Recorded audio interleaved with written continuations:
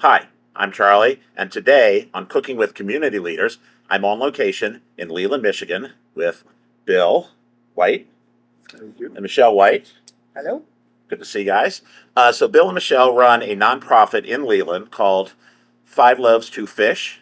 It's a food outreach program that serves 9 locations in 3 counties in northern Michigan. So I appreciate you guys letting me come here to your facility, and we're going to chat a little bit about Five Loaves, Two Fish in just a second. But let's start. We usually start trying to figure out how we got here. So you both were born and raised here in Leland. I was not born here, Oh, you weren't. but I was raised here. You were raised here. Okay. So let's start with Bill. So talk about growing up in Leland. And Well, I was bred, born, and raised 3 blocks down in the house that I'm living in now. And there were very few houses in Leland at the time. not the case now. No, it's 100% different than Yes. what it was. And the thing that back in the day, there was a very strong sense of community, and everybody helped everybody. Everybody knew everybody, and it just was a really close knit community. Okay. And Michelle, where were you born? I was born in Royal Oak, but Okay. I spent pretty much That's every in Detroit? summer of my life here. Yeah. So when did you move here full time? 77. Okay. So you were through college or through your early career? All right. So you moved here in 77, so you spent 25 of that, about 50 years. Yes. Okay. I did the math in my head. Yeah. So Moved talk away about, a few times, but always came back. but you spent a lot of time here in the summer. So talk a little bit about that. Well, I was here and then I would leave Mhm. because I'm getting out of this small town, blah, blah, blah. And then I would realize how wonderful the small town was. So I'd come back. A few years, go by and I would be like, okay, I'm leaving. And then I came back in 91, I think. And I've never left. Been here. Okay. So you're full time since 91. Yeah. So Bill, let's talk about your early career, or most of your career. You were in law enforcement.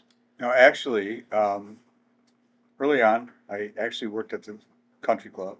Okay. Then I went to the Leland Merc as a stock person, and at 16, I started cutting meat. Ozzy Cordes taught me how to cut meat. When I graduated from high school, I went down to a meat school in Ohio, came back, and they didn't like my long hair, so they let me go. And I went back to Hippies. college. My grandfather was sheriff of the county for 26 years, Uh-huh. and everybody wanted me to run for sheriff. So I went into law enforcement. I did that for 4 years part-time and realized that law enforcement wasn't a good life for a family. So I went into criminal justice. I ended up becoming a juvenile probation officer down here under Justice Weaver. And when she went to the Court of Appeals, I started looking for other work, and I got hired by the state of Michigan in child welfare. And I spent 33 years in child welfare for the state of Michigan. Okay. I have my meat cutting certificate, law enforcement, criminal justice, social work, and I've been in human services for 42 years. Yeah. And so, Michelle, you've said that you're an entrepreneur, serial entrepreneur. If we do it over and over again. So talk about some of the ventures that you've been involved with over time, leading up to where we are today. Well, first of all, my first job was at the Bluebird, and I started out as a dishwasher. Then I was a salad Can you girl. do something about them opening back up again? The lights are on. Okay, It's good. coming. Okay. But I did pretty much everything there. And then my family, we had a small little restaurant. I don't know if you remember the Putt-Putt Golf. Oh yeah. We did not start that, but we bought that from Bob Uh-huh. Russell and had that for about 10 years. So I had a restaurant in there. And then after that, I started, I started a cherry company. I attempted a jewelry company. I've attempted t-shirt making. I have, what else? Socks. Had a sock store. just Does all that just fit not- on a one-page resume? no, and you know what? It doesn't get you anywhere either. There's no like corporate job or anything that would ever apply to all of this experience, but it does apply here. Absolutely. So, you both are from Leland in one form or another. But you really didn't know each other until much later in life. But there was some parallels and diverging paths along the way. So, getting to the point where you all got together. So, I'll let you start. Why don't you talk about the how you all eventually got together, but there's some tangential points of intersection. Well, my first memory is I was a senior in high school, Uh-huh. and my friend and I were sitting on the floor, leaning up against our lockers, as cool as could be, of course. And the principal and this guy walked over our legs because, of course, we weren't going to move them. And I said to my friend, "Who is that?" And she said, "That's the probation officer." And I said, "How do you get on probation?" So I thought he was pretty, that's pretty cute then. And then, well, it was probably around that same time frame. I had too many absences, but I also, Sound familiar in the audience over there? I Oh, sorry. also had a lot of orthodontic work, so I used that as my reason for most of my absences, Uh-huh. which was true. But there were the ones that I was in trouble for that were whatever. Anyway, this social justice kind of guy was on the school board, and as they're trying to suspend me, he's like, "Well, if it's going to be like that, then why don't you tell us about some of the other absences from different students?" And well, that was the end of that, and I graduated. Well, thank you, Bill. I was working on my master's degree, and I was taking school law as part of my minor because I was on the school board. Right. In Michigan, the law is if you don't differentiate between excused and unexcused absence, an absence is an absence. So when I asked what our policy was, I was told that it was individual, based on the student. And so when I let them know that that was the law, I also said, before I can make a decision, I need to see the attendance of all your athletes. And they dropped it. Yay for me. I really probably deserve to be suspended, but anyway, our childhood post office boxes are right next to each other. Uh-huh. What was the other? There's just all these The little last weird four signatures. digits of my license plate were the last four digits of her phone number. We're both nuts. Nobody else would probably put up with us. We're 10 years apart, so we had the universe had to wait for me to get a little All older. right. So how did you all eventually get together? My cousin and Michelle were friends. Which cousin? Because there's like 30 of them, isn't there? Well, I'm related to half the county. Right. Cousin Doug. Cousin Doug. Okay. So cousin Doug gets you guys together, and this was in what time frame? 90s, somewhere. Late 90s. Late 90s. Okay. And you've been together ever since, happily as can be. Oh, yes. Flawlessly. Flawlessly, of course. I started the cherry company the same year we got married, so that was a She ran a marathon, started the cherry company, went back to college, and there was one other thing she did. there were 4 things that we did all in 2001, Wow. and we still made it. So that's pretty impressive as far as I'm concerned. Congratulations. Yeah. So let's talk a little bit about Five Loaves, Two Fish. So that's where we are now. We're in the basement of the Methodist Church here in Leland, and when it's described as a group operating out of a church basement, that conjures up cramped, old equipment, people, rubbing shoulders. Casseroles. Yeah, and that is not what this is about at all. I mean, it may have started with that, but where we are today, the scaling that you would have to do to get to 9 locations in 3 counties is unbelievable. So, talk about how you got started and how we've morphed over time. And we're going to take a tour in just a minute of the facility so you can see what we're talking about. Well, we decided to take classes to become Deaconess Home Missioners in the Methodist Church.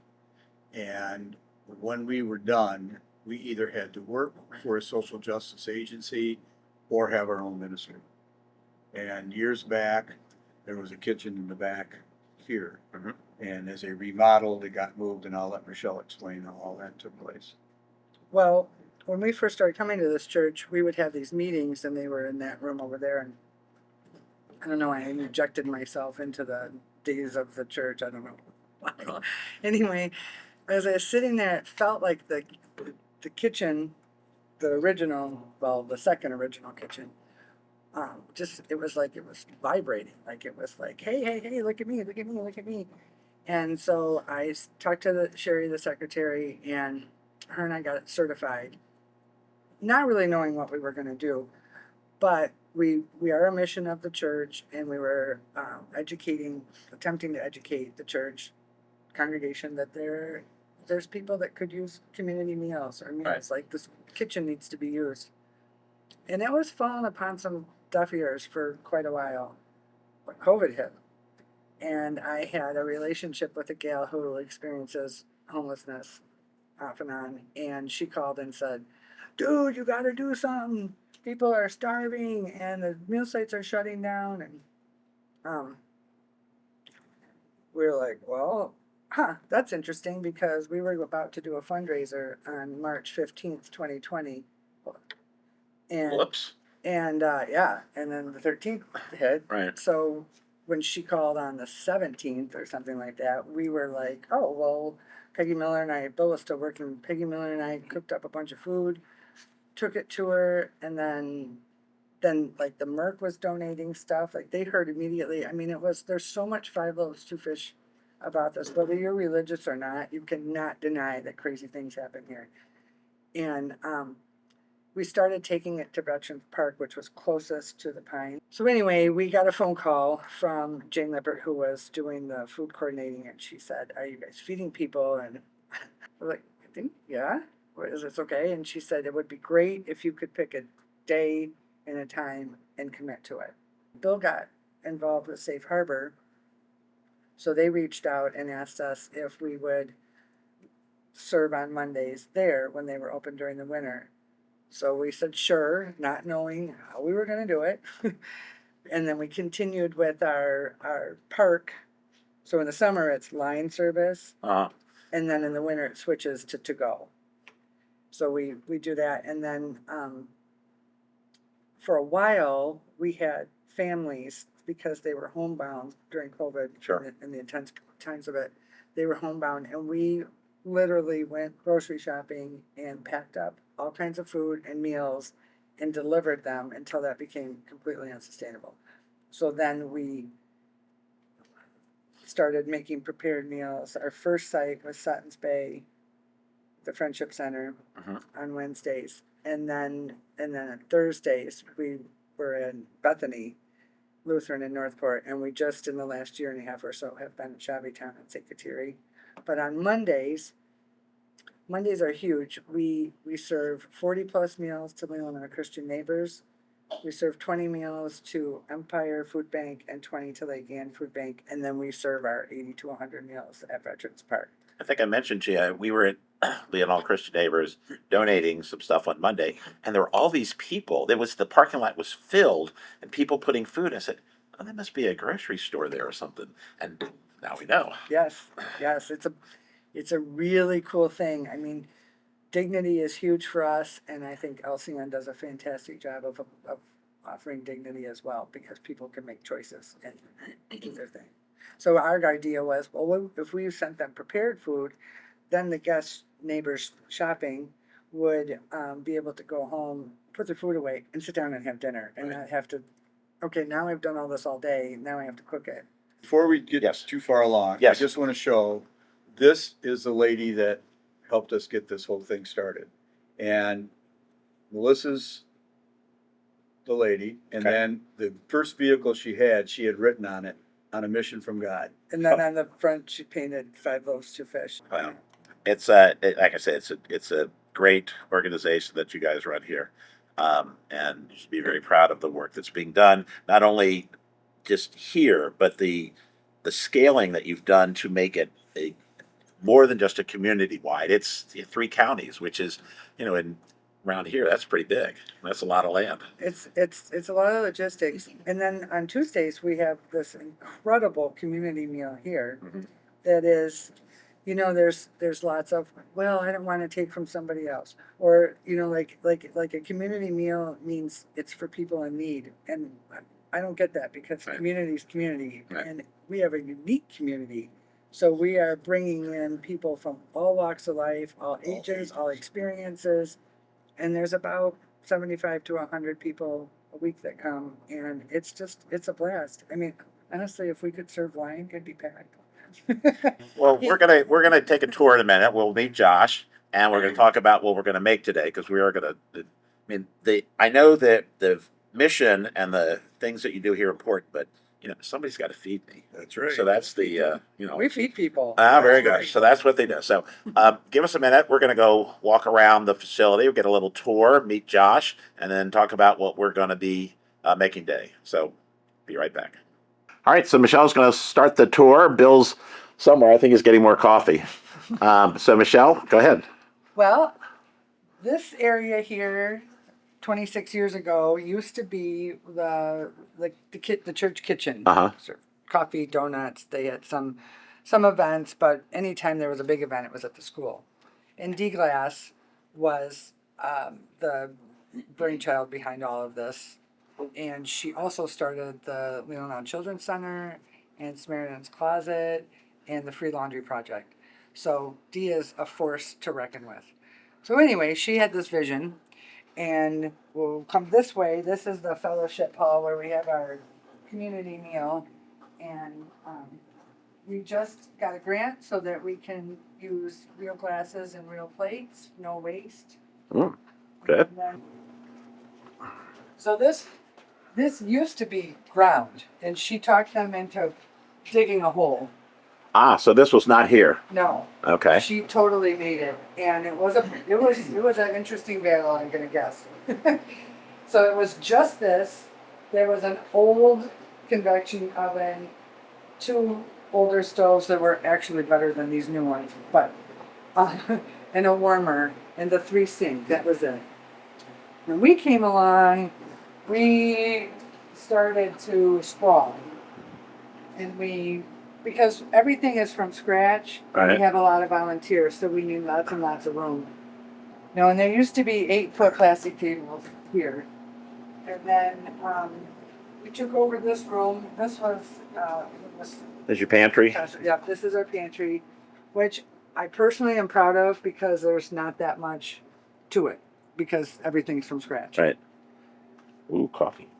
Can I take one of these? Sure. Mm. So we were running out of space for coolers, and Fuschini's donated this walk-in. It's empty right now because it ebbs and flows. Right. It's going to be full again. I should have made it better. I see drumsticks. You have to have a drumstick. All right. And here's a bunch of fresh fish from Carlson's that was donated to us. Food Rescue brings us food and So almost everything is donated. everything. And everything is full. Wow. We are always at capacity. Wow. It ebbs and flows. This is what I want my fridge to look like. We're definitely looking for a walk-in freezer. Then these were donated. The 2 convection ovens were donated. We have now 3 mixers. This was just donated. We acquired a bunch of donations from La Bicaz, and Mhm. one of them is a sausage maker. Josh and Bill have been making. And this is sausage. Josh. Say hi, Josh. Hello. Josh, how long have you been here? I have been here since May 1st. Ah, very good. Very new. Yes. Great facility. Lindsay, you can come in here. The audience is always part of the show, so don't worry about it. So Josh, you're the head man in charge here on the cooking part. So what are we putting together today? We're going to make a stuffed chicken breast Okay. and a small salad. Okay. That's what you're gonna make. Ooh, The rosemary cream sauce, the rosemary I picked this morning from my garden. cool. All right. So am I helping you or am I watching you? Either way. Want Well. to pound some chicken?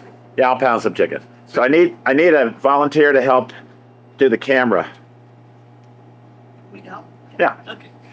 So the bad part, this is part where we edit, so don't worry about it. All right, Josh, what are we doing here? All right.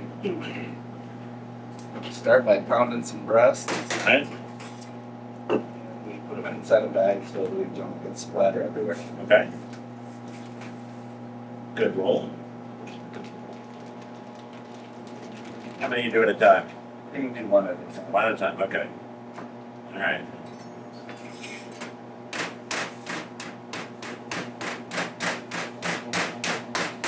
It'd be very cathartic sometimes.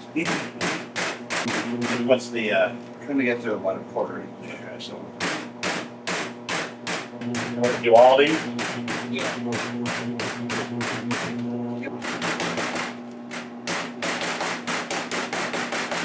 Wow.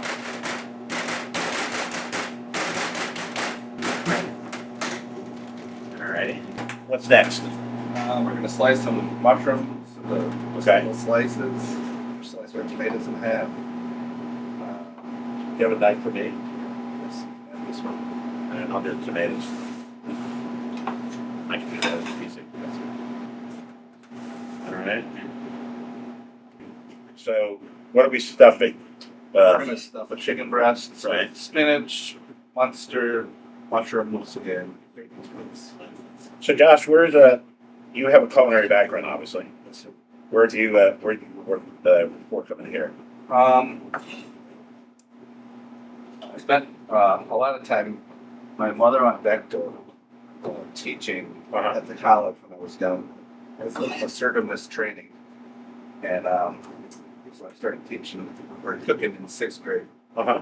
and then I really liked it. So during high school, I started cooking, and it's called the Good Harbor Grill, which is in Bon Harbor. Okay. I spent the last 35 years cooking in Bon Harbor. Uh-huh. Just been, Were you ever in arts? it's never at arts. It's but I did work with arts. So Tim borrowed arts, Sandbar's his brother, that made all the soups and everything Sure. else. I worked with for the last 7 years at Cherry Public House in whatever. Gotcha. But in between that, I worked also at Camp Leland on a pyramid point for 16 years running the kitchen there. Wow. And 10 years at the IGA cut meat. The IGA in North Park? Whatever. So, yeah. And just in the last 3 months, I had moved up here to Leland. I don't want to say I'm faster than Josh, but I'm good. Yeah. And working here has got to be rewarding. Absolutely. And just the amount of people that in this Leland County is one of the richest counties in Michigan, but it has its issues. There's very wealthy environment here, but there are many people who work in the service industries and the like who are not, in $1 million houses on the lake. So this whole operation is just fantastic. So next steps. So, yeah. Just gonna lay these guys out Okay. because we're not going to reuse anything on the table. So it gives us, Okay. we don't have to worry what we're touching. So we put our cheese down on the A little guy. Munster, a little spinach, cherry tomatoes.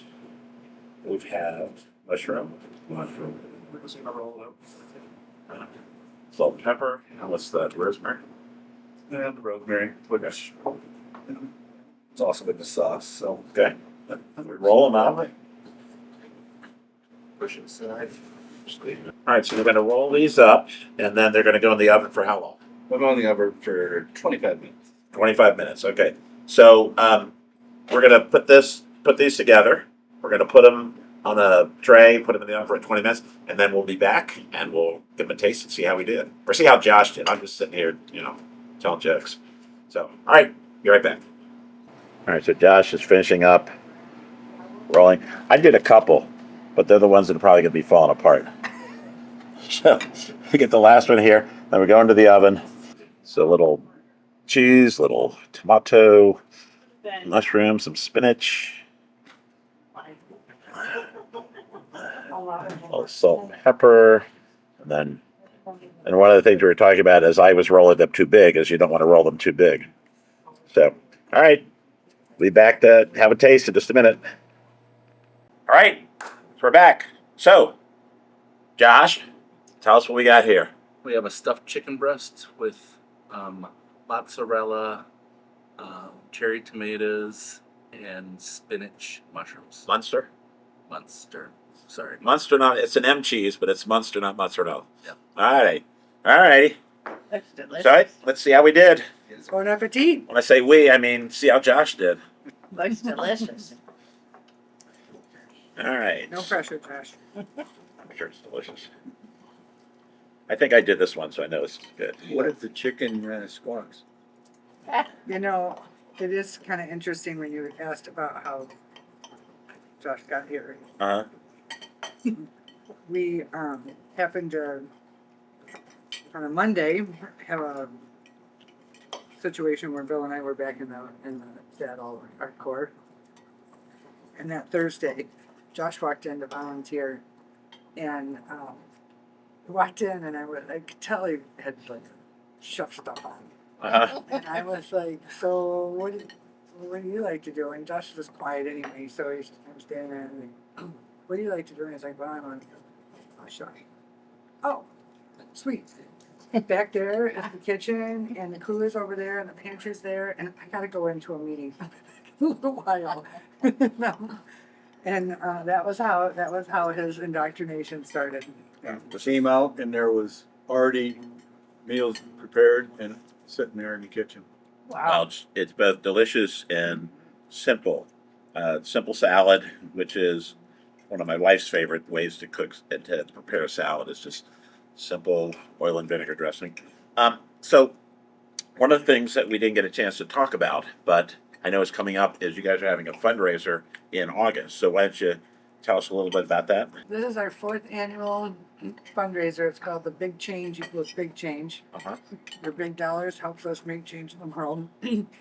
And it's really fun. It's at Dunebird this year. Okay. We've kind of traveled around a little bit. This year we're at Dunebird, and Gino Miller from Blind Dog Hank and will be Ellen's done shifting. Gino for how many years now? Our entire lives. Yeah. So so Gino and the Big Change Band, and that Big Change Band piece could be any, like whoever he pulls in together. That's fantastic. So that's pretty fun. This year we're going to do an auction. We're going to auction off an 8-person dinner Uh-huh. made by Chef Josh. And we'll assist him. The tickets are $55. It includes all of that, wine, and our meal this year is going to be beef kebabs, chicken kebabs, veggie kebabs, caprese salad, a couple of different dips. Just really, I mean, you definitely could not pay $55 for the meal that we're going to serve in a restaurant. And those ticket sales will help us feed more people, and we're hoping to pack the house. Well, if you are in Leland area, please visit the website. We'll have the URL available, and we'll have a link to donate in case you're not able to attend the dinner. But if you feel like donating to the cause, which is a very worthwhile cause, please feel free to do that. We'll have that information below. What's the date again for the fundraiser? It's August 12th, 6 p.m. at Dunebird Winery, just north of Leland. Right. It's a great enterprise. shouldn't But before we take another bite, thanks so much. Thank you. Appreciate it. Very much. Thanks for And having I'm me. glad you met my cousin. Absolutely. Well, everybody knows he's Bob's cousin. Michelle, thanks so much. Thank you. Appreciate it. Thank you very much. Josh, thank you, sir. Thank you. Ellen, as always, thank you, dear. Thanks so much for taking the time to support Cooking with Community Leaders. We like to talk to community leaders, talk about their work that's being done, and then we cook something good, and then we eat it, and which is what we're doing now. So we talked about the work in the community, and then we cook something good. Oh, we have brownies too. So, again, thanks so much for taking the time to support Cooking with Community Leaders. We'll see you next time. Thank you. We're out.